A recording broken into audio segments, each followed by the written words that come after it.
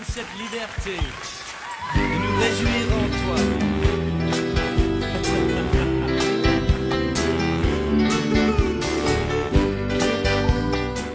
Bonjour les amis et les parents aussi qui nous suivent, je suis Monsieur Emmanuel Kayembe.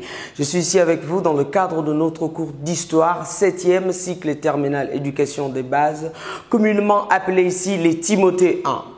La fois passée, on a parlé des sources d'information. Nous nous sommes dit qu'en réalité, il y a plusieurs sources d'information. Mais pour plus de commodité, nous le regroupons en 3 grandes catégories. On a parlé des sources écrites, on a parlé de la tradition orale et aujourd'hui, nous allons parler des sources muettes, la 3e catégorie de sources d'information en histoire. Alors, sources muettes. Regardez, ici, qu'est-ce que j'ai avec moi? J'ai la statuette de Lumumba. J'ai la photo. Alors, on se pose la question, j'ai la photo ici. Est-ce que voir la photo et cette statuette ici, ça peut nous dire quelque chose sur les faits passés? Je dis déjà oui. Alors, du coup, on dit ce sont des sources. Mais est-ce que, bien que donnant des informations sur les passés, ça peut dire quelque chose? Est-ce qu'elle peut sortir la parole, cette photo? Elle peut sortir la parole, cette statuette? Non. C'est ce qu'on appelle les sources muettes.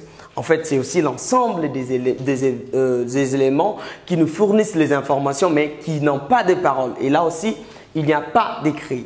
Alors, les sources muettes sont regroupées en 2. Nous avons dans les sources muettes les restes et les monuments.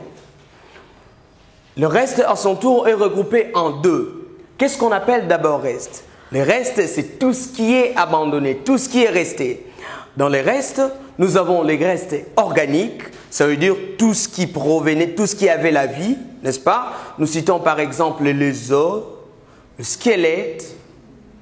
Nous avons aussi le reste non organique. Alors, le reste non organique, à son tour, c'est juste l'opposé des restes organiques. Ça veut dire c'était des outils, soit des choses fabriquées par l'homme pour l'usage, n'est-ce pas? Nous citons par exemple les armes. Vous verrez, les armes n'avaient pas la vie, contrairement aux os. Alors, là, toujours dans les sources muettes, on dit nous avons non seulement les restes, nous avons aussi les monuments. Les monuments ont une importance capitale dans nos vies. Si on regardait seulement la statuette de Lumumba, ça nous rappelle les années 1960. Ça nous rappelle, n'est-ce pas, le 30 juin. Ok? Pour dire, les monuments ont pour importance d'immortaliser quelqu'un ou quelque chose. Non seulement immortaliser, aussi informer ceux de cette génération et ceux qui viendront après. Je reprends, le monument a pour but d'immortaliser quelqu'un ou quelque chose, aussi d'informer. Alors, il y a un petit problème qui se pose, un problème d'école. Vous verrez, il y a une école d'historiens qui dit que nous avons 3 sources d'information. Il y a une autre qui dit que nous avons 4 sources d'information.